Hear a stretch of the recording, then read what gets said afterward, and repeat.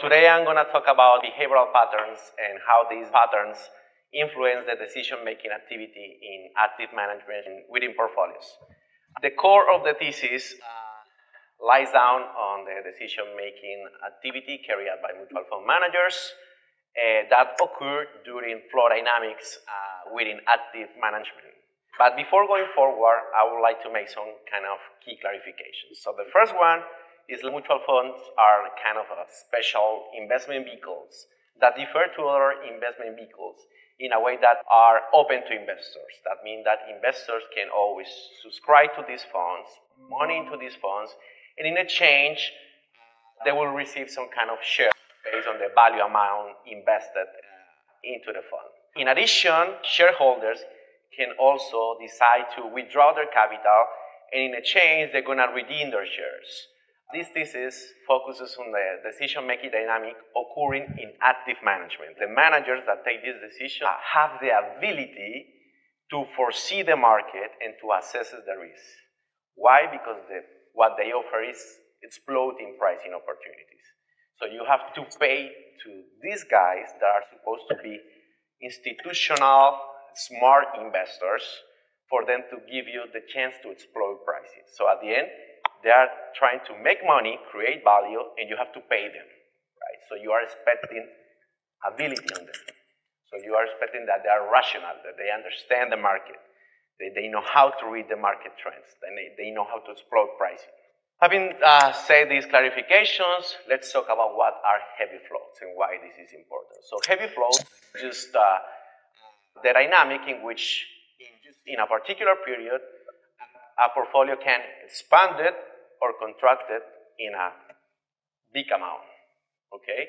So literature more or less talk about 5% threshold. Here we can observe it's not that likely. We don't overcome the 25% in any of the periods on average, but still is something that is like persisting throughout time. So this is not something that only happening in particular periods, but we can see like perhaps in some periods like the 2008 crisis or the COVID, you more or less can have increases in these kind of heavy flows, but they are always there.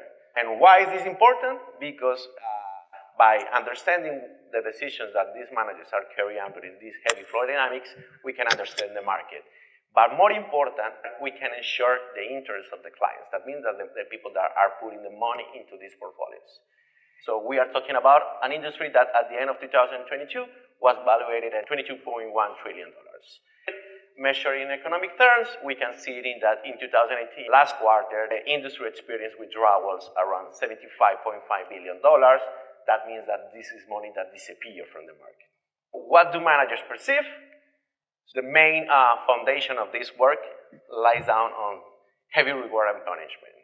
And this is founded in this recently working paper launched in the ENBER that says the real income of managers it's explained by the size of the portfolio, and in fact, fund flows are exerting an extraordinary impact on these managers. That means that heavy inflows or large inflows are associated with superior likelihood of turnover. That means they can find better jobs, and at the same time, they can have an increase in the money that they get. In the opposite case, when they are dealing with heavy outflows, they can lose their jobs and their income is gonna drop out. This is important because at least in the literature of mutual funds, we are expecting that these managers allocate the capital in a fully rational way. The theory says that the scaling challenges is not because of their ability. So it's not related with managers. It's something that is external to the manager, theorized by price pressures and portfolio size. Regarding portfolio size, we have these papers that demonstrate that there is a negative association between portfolio size and abnormal returns. And also we have these seminal papers in asset pricing and also in portfolio management that shows heavy trade dynamics forced by these heavy flows, in fact, makes the price deviate from the optimal value. So something is missing, and it's the bounded rationality of mutual fund managers. But again, this is something that we are in the context of mutual funds in which managers are expected to be rational, have the ability to read the market. That's why you are paid. You are assuming that this third party have the skill to do it, to manage your money. This brings us a new question into the literature. So the first one is if these heavy flow dynamics generate biases. and how these biases influence this scale of economics. So my first hypothesis is related with the heavy flow dynamics. So the hypothesis goes in one direction. So there is a overconfidence, given the heavy rewards that they are perceiving. There is a relaxed vigilance, and as a consequence, they erode the capability to generate better decisions regarding what we call is expected. That is, foresee the market and assessing the risk. Why? To exploit pricing opportunities. The second hypothesis goes in the direction, so heavy outflows. So here, during heavy outflows, as there are career concerns, there is a fear latent trend that heightening the vigilance and could help to sharpen the decisions. Questions that I would like to ask here is regarding the risk. Here we look at how they are evaluating the risk. In order to do that, we explore three very well-known characteristics that are ESG, illiquidity, and overprice that are very well associated with prices. So in the third hypothesis that is related with inflows, the direction of the hypothesis goes in the same way. There is a relaxed vigilance that leads the manager to exploit less pricing opportunities. That means that they go for asset characteristics that are associated with lower risk. And during heavy outflows dynamic is the same. So there is a heightening vigilance due to career concerns. And at the end, they are looking at exploiting pricing opportunities. And as a consequence, they are looking more for short-term survival. The first methodological approach is related with the forecastability of the manager. I combine the traits, that are the decisions of the managers, and second, the ability to generate future abnormal returns. By doing this, I can disentangle the behavioral mechanism of managers, and also I can try to explore the consequence of these actions into the future. In order to do this, I follow the literature using trading selectivity measures that allows me to separate the decisions of managers from the overall performance of the portfolio, mainly because this is capable of telling me the success of these decisions relative to a benchmark. Why? Because here I'm not trying to explode or to look at the performance of the overall portfolio. Here I'm just trying to explore the marginal opportunity cost of these decisions regarding the possibility to having done an alternative. Looking into innovative dynamic, this is the first work that uses these selectivity measures, understanding the entire pool of traits with flow dynamics. No paper has done this before, and also we are using updated data in a causal analysis. Some papers that have done these trading selectivity measures, we have the Journal of Financial and Quantitative Analysis of Chen, we have also Alexander of Journal of Financial Economics, we also have Da et al. From Review of Financial Studies, but none of these papers explore the entire set of traits with flow. This is going to be a new direction. Going into the math, selectivity measures requires to aggregate all the decisions through a value weighting process. That means that if you take a decision that in monetary terms is larger than other, that should have a superior weight when you aggregate all decisions. Here, it's important to say that the weight on sales must be negative, because more than telling you a longer position, this is telling you a cessation of gain or losses because you are no longer held in this asset. So I aggregate all by a value weighted average. Here, the manager doesn't know the prices, but he is making expectations. So how good this stock perform compared to a benchmark? This benchmark is constructed following the paper of Daniel et al., in which stocks are put together following a sorting classification into 125 portfolios based on market cap, book to market, and momentum. So we aggregate trades also in a value-weighted dynamic, considering the weights on trade purchases and trade sales, total amount of money traded in purchases and the total amount of money traded in sales. The second methodological approach for the risk attitude. So here I completely develop and propose a new measure into the literature to derive risk attitudes. Why? Because what most of the literature do is tell you how risky is a portfolio based on a measure that you can imply for returns or for whatever, and this is telling you, okay, the portfolio is risky in this way, and tomorrow it could be more or less risky. But this is not telling you the real intention of management. But again, what is happening in the portfolio depends on externalities. What happened in the market, what happened with other dynamics that is not completely associated with the decision of managers. So here, I try to go in a different way. I don't need the market. I need a way to separate the attitude toward risk of managers, because at the end I'm focused on managers, in a way that is not distorted by these market trends or random events. In order to do that, Here I do also a combination in which I also use trades, but here I try to see the allocation of characteristics of the stocks.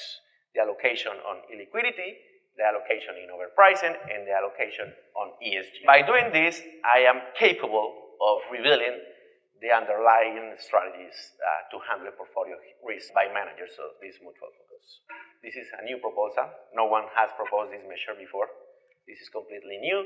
This is a novel identification strategy, but beyond of only considering heavy flow dynamics, it can be expanded into multiple settings. Why? Because there is a separation of the decision of the managers from the externalities or from the past choices. Second, because the strategy focuses on the characteristics of the stocks.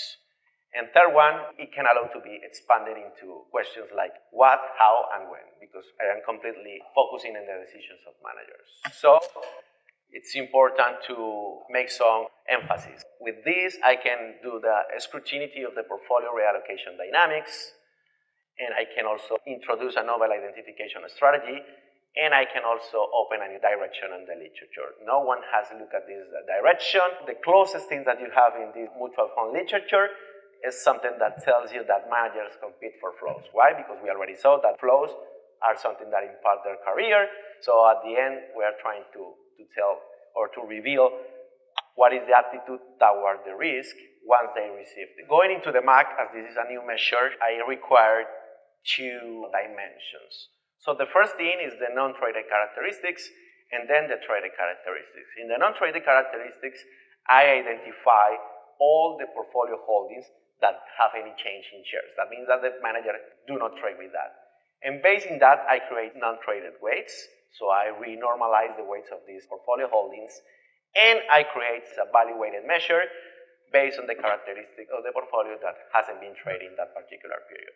Before going into the traded characteristic, it is important to make an emphasis into what is this characteristic. So this characteristic should be a measure in a score basis. That means that should go from 0 to 100 to have a proper interpretations, in which 100, it's more intensity on that particular characteristics. And then in the traded characteristics, I have purchases and I have sales.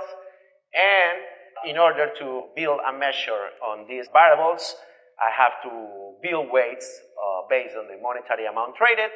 And I build something that is PTR and STR, that is the trading on purchases and sales characteristics, that is the value-weighted average. And then I build something, and this is the important part here, something that is the attitude toward purchases and the attitude toward sales.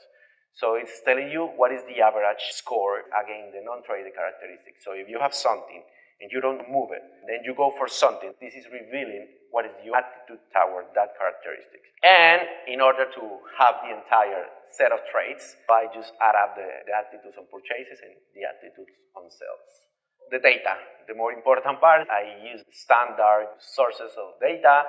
So I use CRIS for mutual funds, I use Thomson Reuters for portfolio holdings, and I use CRIS for the stock information. For deriving pricing factors, I go to the author that make public this mispricing factor. And to build the ESG score, I follow the proposal in the literature of Gibson et al., aggregating 2 data sources, that is KLD, that now is known as MSSI, and Asset 4 that has been acquired by Thomson Reuters. So before doing any analysis, I have data cleaning. Here we have active equity mutual funds, excluding sectors and international funds. I have 20 years of information. I windsortize data at 1 and 99% to avoid any influence of outliers. And I drop out funds with less than 10 million under management, less than 2 years old, to avoid any incubation bias. This is very standard in the literature in mutual funds. The first analysis goes in the direction in which I try to associate what is the forecasting ability of managers regarding the flow dynamics. So looking at the graph, we can see D1 to D10 reveals the distribution of flows, in which D10, D9 are heavy inflows and D1 and D2 are heavy outflows. During heavy inflows, we observe that there is an inferior capability to forecast the market. In the case of heavy outflows, we observe the same or a bit superior compared to non-heavy flow dynamics. So that means that they react differently facing the same scaling challenges.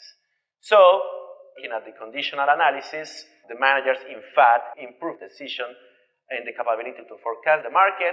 However, we don't have enough evidence for the 25%. And in the case of heavy inflows, we can see that at 25%, the magnitude is negative. Statistically, I have evidence that they have an erosion in their decisions that economically terms is larger when you look at the 10%. But I need to figure it out that my findings are completely robust into what the theory proposed as the mechanism of why this is happening. So I need to find out a way in which my results are consistent, independent of the size of the portfolio and price pressures that are the mechanism for the rational modeling. Following this dynamic, I go into portfolio size. What I do here is to separate the decisions of managers based on the size of 4 quartiles, and I can observe here in the graph, blue line, aggregate traits that independent of the size of the portfolio, there is an erosion in the capability of managers to forecast the price. It's something related to the manager, the way they are perceiving these heavy rewards. And looking at the statistics, I found the same results. However, when I look at the larger portfolios that are supposed to be the more constrained environment for managers to expand because they have diversification constraints, we observe they are not statistically different. In the case of outflows, it is important to notice that create flexibility on managers. Why? Because managers have many options to choose in order to control the portfolio. So here, I found that there is a negative association with larger size that actually goes in my direction. So there is a real threat of managers that may at least to keep the same, but when they have some kind of flexibilization, they feel less stress. In that case, they are not anymore improving their decision. Then, to look at the price pressure, that is the second mechanism, I follow the same strategy, separate the decisions of managers, not only considering what happened 1 period ahead, I also consider what happened 2 periods, 3 periods, and 4 periods ahead, regarding that these are quarters. So that means that I look for how these stocks that has been traded today behave 1 year further. I observe more or less the same results, not only in 1 quarter, but also in 6 months, 9 months, and 1 year. This doesn't change the hypothesis, so I can conclude that results are consistent, independent of price pressures and portfolio size. Then I look into these risk attitudes on heavy flow dynamics.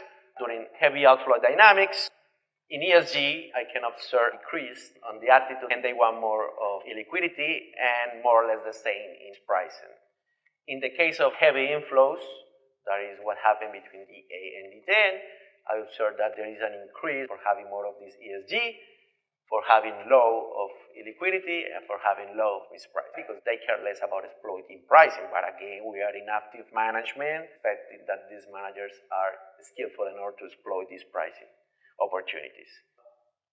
Looking at the conditional analysis, I can observe in heavy inflows are dynamic, the effect is positive in the total amount of trades. That means that they look for more of ESG, and when I look at 10%, the effect increases. That means that the heavier the reward, the superior the attitude for having more of ESG.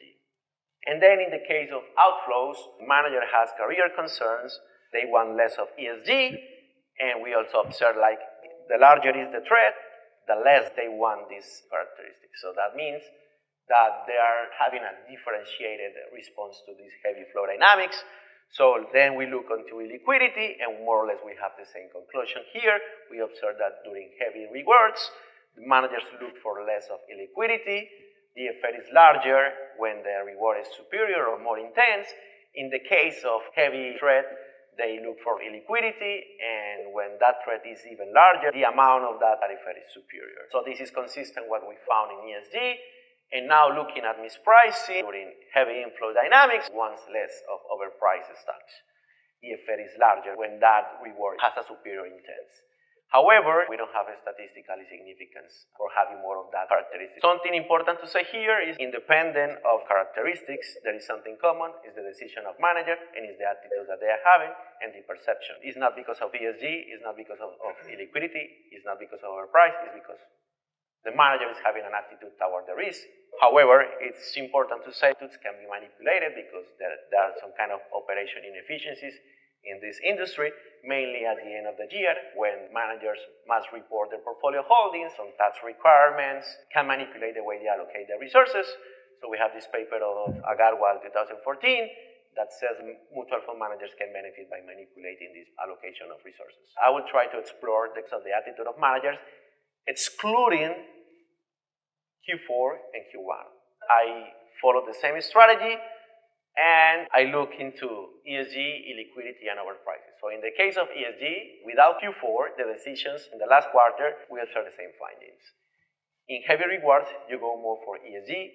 In heavy punishment, you go for less of ESG. In the case of illiquidity, when the manager is heavily rewarded, he goes for less of illiquidity. In the case in which he is heavily punished, he goes for more of illiquidity. In the case of overpricing, it's the same. That means it's not something associated with any possible manipulation due to fiscal years or to operations inefficiency. So this is real, the attitude of managers. Some keynotes. These research allow us to understand the manager's strategic behavior under extreme capital flow conditions. We are the first research that explore aspects of scale of economics related with bounded rationality. We can also see it's not something associated with the scaling things, because it's different when it's under outflows, when it's under inflows, and it's based because of the perception. Both of them represent challenges to managers, however, they react differently when they are heavily rewarded and when they are heavily penalized. Organization structures in the data, the first 2 decades of the new century, we observed that at least in active equity management, there is more responsibility after 2019 from individual funds. We can also observe that the market has been controlled by team structures. So with the time, it is more common to find out teams. It's completely different when you are completely alone, so you don't care about having a consensus. So here, I will try to explore in which moments teams do better than individuals. At least in unconditional terms, there is no difference. So that might explain why in equilibrium, the two structures coexist. However, there are some moments in which some structure might be better than the others. So I will try to look in new dimensions not yet explored in the literature. Why? Because teams control billions of dollars. There is an active behavior of these teams that might influence the stability of the market and the interest of investors. So understanding the competitive dynamic of these teams is crucial. Just like a football team, when you are playing the game of making money or creating value, you have to react differently. So it is completely different when you have to defend and when you have to attack. In the defensive game, teams should control the portfolio in a way that safeguards the interests of the investors, and when they are expanding, they should look for maximized growth opportunities. At least this is what is expected. The third question, how team management structure, competitive behavior change based in the direction of flows. This is the first research linking the flow dynamics with the competitive behavior of teams. After 2020, everybody is thinking that teams are cooperative structures, but it can be. No way. Why? Because we are in a competitive market. At some degree, perhaps I can buy it, but at some point, you should compete. At the end, this is your job, and you're making money because of this job. So, there are other links in the literature, like teams do better, consider prospective benchmark and independent board. We also have a branch of the literature that looks at portfolio size and bear markets. That means that teams do worse when you compare similar portfolios or when you are in bear markets. But no one has explored this competition dynamic based on flows.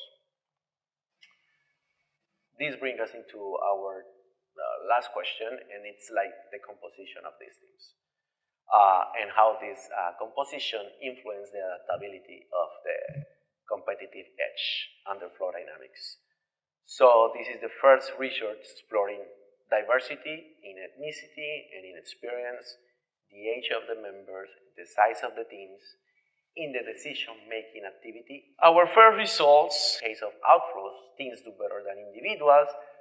That means that they are better sellers when they need to contract it, and in the case of inflows, teams are worse than individuals. That means when they need to expand it and they need to incorporate its stocks into their portfolio. So those lead us into a paradox. You do well in defensive way, but you are not that good in offensive way.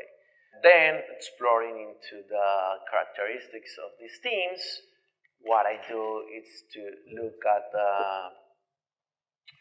the sales under outflows and purchases under inflows. But first, to go into purchases, looking into sales under outflows when the portfolio needs to be contracted and they need to sell, we observe like larger teams are the ones who might explain why they do better than individuals. So, and this is also rational. So if you are in a large team, you have more ideas, you have more way to be protective, so you can have more like kind of supervision. However, having more is not only enough. For what happens if you are very diverse in ethnicity way? That means like, I don't know, you have different ethnicity, ways of thinking, and this creates social conflict. So having a consensus is not that good when you have to be defensive. So this might destroy your defensive advantages. And then exploring the purchases dynamic in which teams are not that good compared to individuals.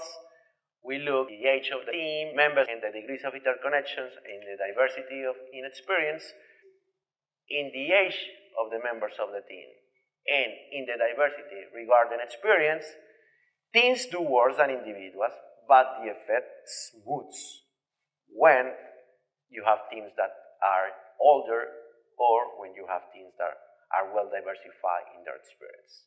So competitive behavior under flow dynamics, so under outflows, it's better to be defensive. Teams is what you should look for. Under inflows, try to look for individuals. So if you have to look for a team, try to look for the compositions. Try to avoid interconnection. Some suggestions or recommendations. First, withdrawals of capital. Avoid social pitfalls. In expansion, go for individual. Choose wisely if you have to go for teams. Be aware of interconnections. And also, this is something important for the previous findings. Limit the excess of reward. Too much reward is destructive. Why? Because this changes the perceptions and the competitive dynamic of mutual fund managers to exploit opportunities in the active management industry. So, thank you. And I would like to make some kind of last sentence. Together we can do so much. And in the world of finance, the strongest currency is trust. The most valuable asset is collaboration. So thanks a lot.